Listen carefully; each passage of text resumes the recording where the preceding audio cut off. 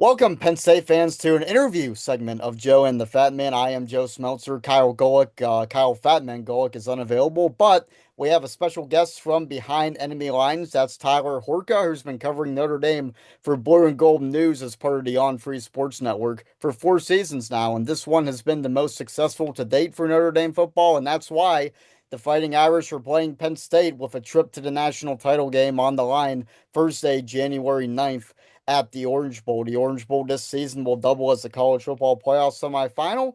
Tyler, first off, thanks for taking the time during what's been a busy week. And for Penn State fans, even the ones that don't know much about Notre Dame, SMU and Boise State were expected to be wins, and they were. Notre Dame is, I think, unanimously agreed upon to be Penn State's toughest challenge to date in these college football playoff. What do the Fighting Irish do well that makes it that way? Yeah, first of all, it's ironic that this matchup is occurring because as soon as the college football playoff rankings started coming out in early November, it was who's better, one loss Penn State or one loss Notre Dame. And I think a lot of Notre Dame fans were always thinking, man, we should be ranked ahead of the Nittany Lions. Look what we're doing to our opponents. But of course, you have to look at the losses that these respective teams had. Notre Dame's coming to Northern Illinois at home, and then Penn State losing to Ohio State, who's also in the college football playoff semifinal. So that's probably where that tiebreaker went, because Notre Dame would have loved to have had Penn State's path to this point where you're playing SMU and you're playing Boise State. Georgia is a little bit of a different team than those two, but Notre Dame got the job done, and that leads me to answer your question. Notre Dame's a physical football team, and it can go into games against the best of the SEC, and now one of the best in the Big Ten, and feel confident that it matches up in the trenches with the speed element. Obviously, the Big Ten is a speed type of conference, has a lot of athletes on the perimeter. Notre Dame feels like it has those types of guys as well. So it's running the football, it's stopping the run. Notre Dame's never going to throw for 300 yards on you the way this team is constructed. So Riley Leonard's not going to have a big day through the air. He only passed for 90 yards against Georgia, but that was enough to win. And I think Notre Dame believes that'll be enough to beat Penn State. It's kind of like Michigan last year. You will remember that game where JJ McCarthy passes for what, 60 yards and is able to beat Penn State. So Riley Leonard wants to throw for more than 60, but there's a feeling in the room that Notre Dame could get the job done because of its ground game without Riley Leonard having to even hit 100 yards through the air. And a big component of that ground game, first off, I don't know if Notre Dame's going to be able to run the ball 32 straight times like Michigan did last season, but um, No. Notre Dame's ground game might be in a bit of trouble because of the status of Jeremiah Love. That's going to be something that's talked about a lot between Sunday afternoon, which is when we're recording this, and Thursday night game time. From my understanding of it, from what I've seen, it's expected that Love will play in some capacity, but how limited he is going to be a big storyline because this is a 1,000-yard rusher that had, I think, the longest run in college football playoff history against Indiana. Yeah, 98 yards. I guess Notre Dame likes scoring 98-yard touchdowns because they had the 98-yard kickoff return touchdown against Georgia. But Jeremiah Love is just an incredible football player when he's at full health. To me, it was, Ashton Ginty's numbers were far beyond anybody else's. And there were people who rushed for more than Jeremiah Love. But with Riley Leonard running as much as he does and Jadarian Price getting, carries as sort of the third wheel in this three-headed monster, for what Jeremiah Love did with his limited carries, I guess you could call them, it wasn't Ashton Genty type of volume.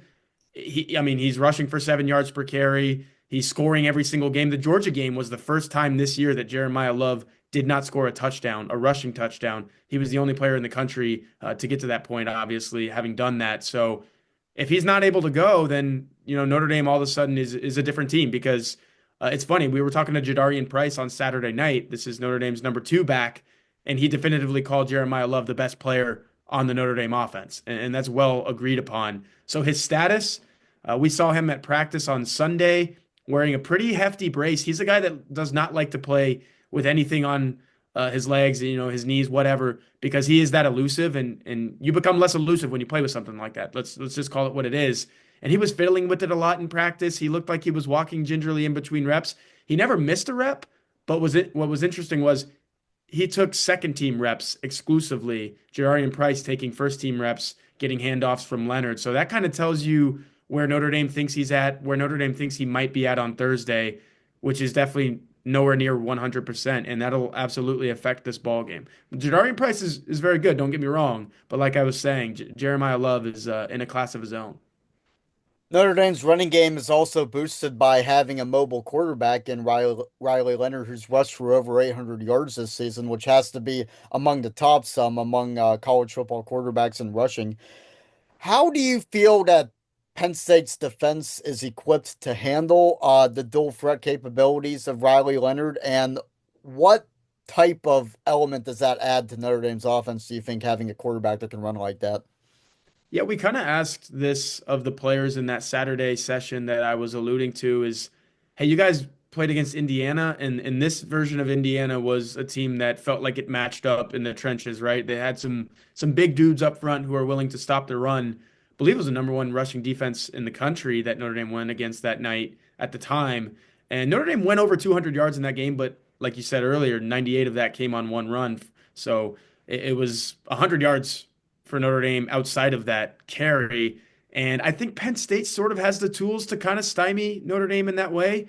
Georgia did, for that matter. If you look at the numbers, I think Notre Dame ran for around 150 yards, so it won the battle on the ground because Georgia was held to 60 or so, and if you adjust for sacks, maybe right around 100. Notre Dame won in the trenches, but maybe this starts adding up because Penn State's really good up front and can stop the run. Notre Dame having to go against Indiana, who did the same sort of things, and then Georgia, and now Penn State. We'll see if it catches up to Notre Dame because I think it might. But as you were saying, the great equalizer might be the fact that Riley Leonard against Georgia, if you adjust for sacks, he ran 13 times for 91 yards. And if you're taking away turnovers, special teams plays, that was the biggest indicator of who was going to win that game because he had the best individual performance in terms of what he was asked to do. I mean, any quarterback goes out there and runs 13 times for 91 yards against Georgia, you're probably going to win unless your name is Haynes King and you're playing in the regular season finale and Georgia beats you by 2 points and however many overtimes that was. But Notre Dame was obviously a better overall team than Georgia Tech, and they were able to get the job done against Georgia. That's how they feel going into this Penn State game too. Is let's do what we do. Let's run Leonard. If Love is limited, give more carries to Price. They're confident in him. Just because Jeremiah Love is injured doesn't mean Notre Dame's not going to try to run the ball. That's just kind of their MO. A lot of Notre Dame detractors will say that that win over Georgia was a combination of Georgia being uncharacteristically bad and Carson Beck not being able to play. Would you agree with any of that? Do you think there's any substance to that? Well, I think Georgia was kind of characteristic for who they are this season. They're not the team that won the national title in 2021, 2022. Frankly, they're not even the team that went, was it 12 and 0 in 2023 before they lost to Alabama in the Yep. SEC championship game, and that's what held them out of the playoff. This was a down year for Georgia's standards, so you had to be optimistic if you were Notre Dame going in. It's one of those things where if there's ever a year to get Georgia, it was probably this one. And then you add on top of that the starting quarterback's not playing. I will say though, Gunnar Stockton, if we're talking about individual performances in that game, the way he threw the football, if I'm a Georgia fan, I'm saying, okay, maybe we have a guy for next year. The thing is, Notre Dame was able to get to him, so I think that's where Georgia fans just they kind of have to like tip their hats to Notre Dame and say, you won up front because Gunnar Stockton was sacked 4 times and he didn't have much time to throw back there. The best thing that Georgia was doing offensively in that game was throwing the football.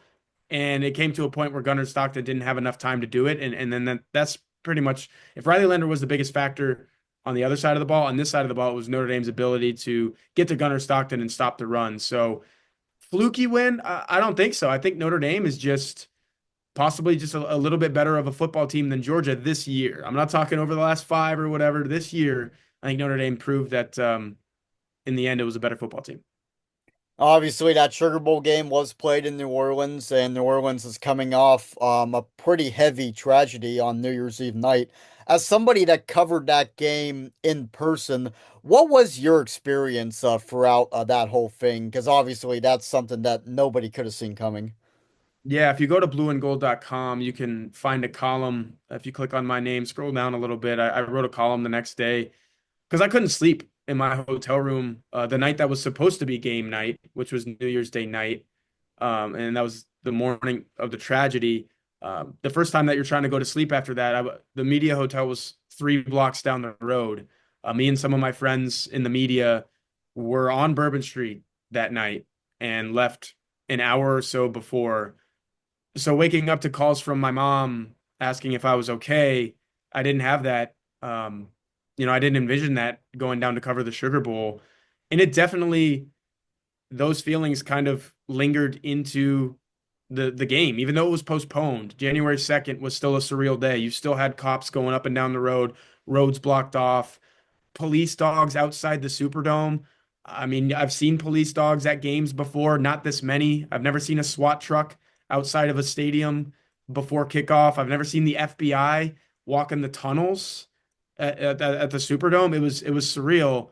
But I will say that a cool thing that happened was national anthem gets sung, teams run onto the field, fans start cheering. It felt like a college football playoff game. It felt like the Sugar Bowl. And I'm just glad that anyone that was like me that was in New Orleans and had to live through that, players, coaches included, were able to have at least a little bit of a sense and a semblance of normalcy. But coming out of it, it was probably still surreal. Like those 4 hours, you get them, you get to play in the Sugar Bowl, you leave, and then you kind of realize. I mean, to this day, 4 or 5 days later, I'm still thinking that it was just a terrible, terrible tragedy that should never happen. Yeah, absolutely. And I'm glad that you came out of it okay. Now, working the game, what was there any concern just from a personal standpoint of like what might happen? Because obviously the game was postponed largely due to Yeah, fear of secondary attacks. So right. I never felt unsafe in New Orleans that entire time, honestly, because like even the night of New Year's Eve, it's a pretty controlled area. I mean, you see cops on pretty much every block. Now, there's nothing you can do about what that guy did, until the car stops and you're able to do what the police did to neutralize that. But that's beside the point. The next day, no, I was helping some of my local TV news friends who were down covering the game get out on site, set up their tripods, get their camera shot going. It didn't feel unsafe. It just felt very sad. I think there was a somber scene in New Orleans, and come game day, never felt unsafe at the game either. I mentioned all the presence, the police presence that was there was unprecedented in my.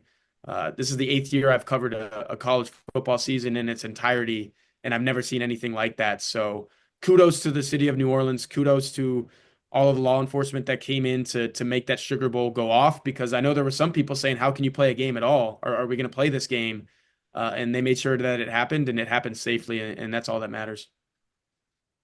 absolutely. So obviously, as somebody that covers one specific college team, you're kind of in a bubble, right? It's hard to see teams that aren't either Notre Dame or teams that Notre Dame's going to be playing. From what you've seen of Penn State, what have been your main takeaways? Yeah, tough physical football team. I mean, I live in Big Ten country, technically. Northern Indiana, you got Michigan down the road, Michigan State, Indiana down the road. Notre Dame played Purdue this year. I know that's not the class of the Big Ten, but I'm in Big Ten country, so I'm watching Penn State games. And Penn State's always being in the conference that it's in. You kind of gravitate to that, and you say, okay, what do the Nittany Lions have in this given game? And honestly, I was quite impressed. I know Penn State fans might not want to hear this, with the way that Penn State played against Ohio State. And I know you want to win at home in that game, but I actually think Ohio State is one of the top teams in the country, and I'm not surprised that they're the favorite to win of the 4 teams that are remaining if you look at betting odds. So Penn State playing that game to a touchdown, that shows that they have the toughness. Like they can compete in these games. And I know Oregon just got blown out by Ohio State, which, by the way, I say is a very good football team. But the way that Penn State played Oregon as well, I was impressed by that. Put up a lot of points and stayed in a game against a very good team, the number one team in the country all the way through until what happened in the Rose Bowl. So I think Penn State is the type of team that can stay in pretty much any game that it plays in. You're never going to blow out Penn State. They're too talented, too well coached. They have too many pieces going for them. Now, if you go up against a more prolific team, if you're Penn State, are you susceptible to lose? Yeah, that's what happened against Ohio State. That's what happened against Oregon. Is Notre Dame that prolific of a team to do that to Penn State? We're going to find out in the Orange Bowl, but I wouldn't be shocked, Joe, if this game was played the same way that Notre Dame played Georgia. Notre Dame was outgained by 40 or 50 yards against Georgia and still won. Like that might be a formula for Notre Dame in this one. Win on special teams, force a couple turnovers. That's how you beat a team like Penn State, because I don't think Penn State's going to beat itself. Drew Aller's too experienced. There's too many good players on this football team. The defense is too good, especially if Abdul Carter is playing. So I think it'll be a really good game because these two teams, quite honestly, are quite similar. They don't beat themselves unless you're Notre Dame and you're playing at home against Northern Illinois. Yeah, so a big reason Ohio State was able to beat Penn State is because Ohio State was maybe the only team that did its job against Tyler Warren, held Warren to Yeah. under 50 yards receiving, and Penn State's receivers aren't really good enough, frankly, to pick up the slack of the best tight end and one of the best overall players in college football. So Yeah. if Notre Dame can limit Tyler Warren, obviously the chances are very good, and Notre Dame's pass defense is one of the few that's probably good enough to do that. What do you see from Tyler Warren, and what do you think the best way it is for Notre Dame to go about trying to stop him? Because not very many teams have been able to. Yeah, Tyler Warren, first of all, incredible football player. Um, Marcus Freeman said it best this week. Not just the best tight end in the country, but one of the best football players in the country, regardless of position. I view Tyler Warren the same way, but I also view it the same way as you in that if anyone's going to stop him, it's somebody like Notre Dame who has one of the best pass efficiency defenses in college football. When the pass rush is working in tandem with how good these defensive backs are, I mean, Xavier Watts has 13 interceptions over the last two seasons. He's incredible. Won the Bronco Nagurski Trophy in 2023. Probably could have won it again this year. I think he played better this year, but there's a little bit of award fatigue there and whatnot.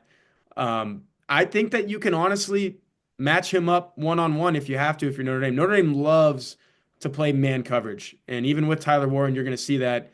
However, if you're going to have a single high safety over the top, which is usually Watts, and you cover Warren with somebody else, that's going to be the recipe there is, okay, let's put somebody else on Tyler Warren, but if he does Tyler Warren things, which he's going to, we have Xavier Watts there to kind of help out. So that's kind of the recipe is um, the pass rush it starts with. Al Golden loves getting after quarterbacks. It's Notre Dame's defensive coordinator. So they're going to try to speed up Aller in this football game. There's no question about that. And if he is sped up and he is a little off of his rhythm, he's not going to be able to facilitate and distribute to Warren as much, right? But if he is able to, because like I said, Gunnar Stockton was still dropping some dimes in that Sugar Bowl, then that's when the personnel on the back end has to kind of stand up and say, hey, we're really talented defensive backs, and we know that this guy is almost unguardable, but we got to do our best to guard him. And I think it's those two things kind of working in tandem.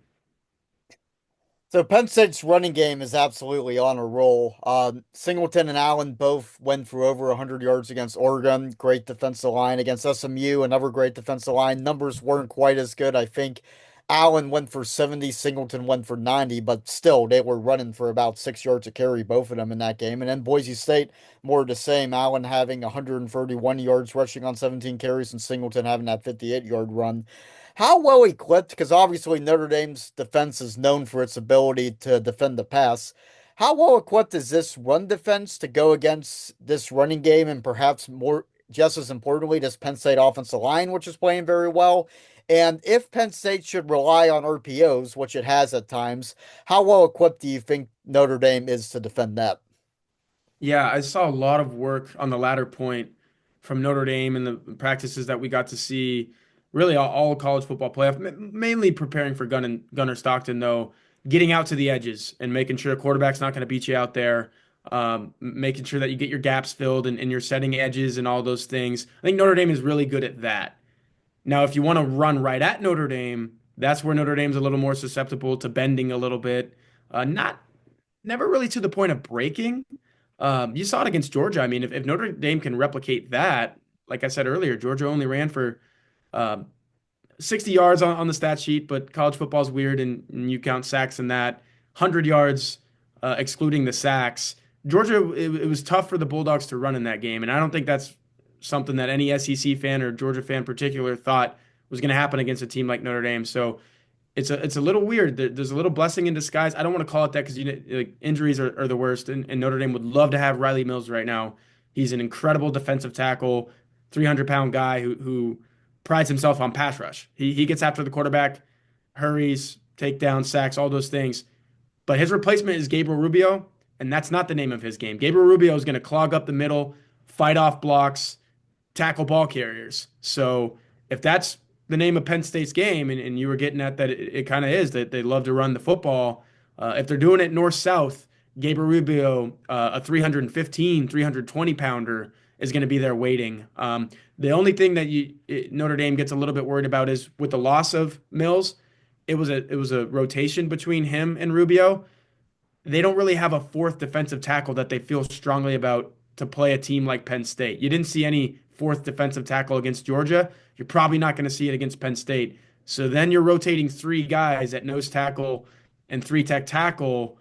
And if Penn State's able to wear those three guys down, they might have an edge. Like that, that's where I'm gonna be quite frank with you. I picked Georgia to win that game because I thought Georgia was going to be able to wear Notre Dame down a little bit. Didn't happen. Penn State's able to do it. A little bit of a recipe for success there and potential path to victory there. So if you're a Notre Dame fan, are you hoping that Penn State is going to run the ball, try to run the ball up the middle, which they can do, or are you hoping that they try to do a lot of outside zone, which they had great success with against Boise State?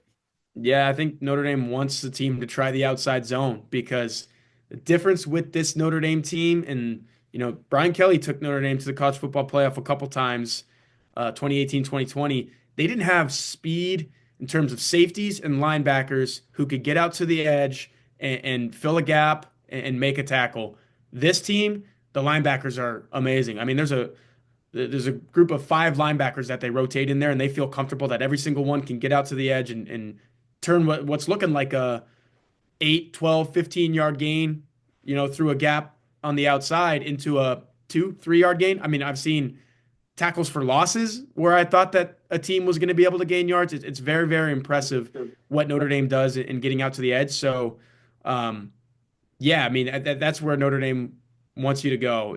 Because, like I said, if you go up the middle, maybe you can wear those guys out a little bit. And that's not something a Notre Dame fan is particularly looking forward to.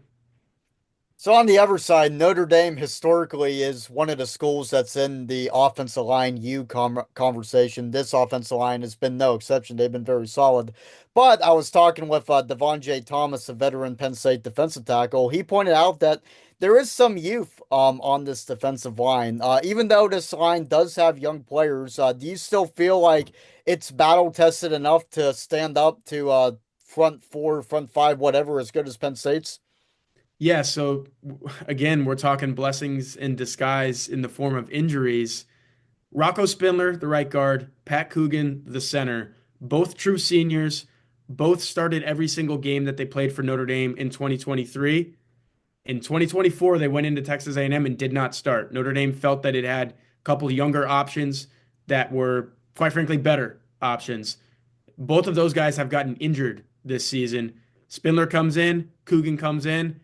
I thought that the Notre Dame offensive line got better because of the veteran leadership that came in. These guys have been in the wars, been in the trenches, and I advise any Penn State fan to go onto social media and just search Pat Coogan on X, formerly Twitter, and you'll see some fiery pregame speeches. That's also what Coogan brings. Just he gets these guys fired up. Do you have a little bit of youth? Yeah, Anthony Knapp's a true freshman, but he started every single game for Notre Dame this year. So what do they say when it comes December, let alone January, like we are now? If you've started every single game to this point, you're not a freshman anymore. You've graduated to become a sophomore and you've got that game experience. Emil Wagner was a first year starter at right tackle as well, but he's a junior, so like he's learned from some people that have come before him. Like you said, Notre Dame likes to think that it's offensive line U. So that was 2 years of, put it this way, that was 2 years of Emil Wagner learning from Joe Alt, and Joe Alt's a first year starter for the Los Angeles Chargers playoff team. Pretty impressive to be doing that for Jim Harbaugh, obviously, out there. So, yeah, I do think that if you asked me this question in August before playing Texas A&M, I picked Texas A&M to win that game. I swear, Notre Dame fans who might be crossover listening to this and Penn State fans who care, those are the only two games that I picked Notre Dame to lose this year was Texas A&M and Georgia, and I was wrong on both of those picks. But the Texas A&M pick was founded in the idea that in that game, Joe, Notre Dame had six offensive line starts, career starts among the five guys. It was so inexperienced that I thought it would be a hindrance. Two of those guys get injured.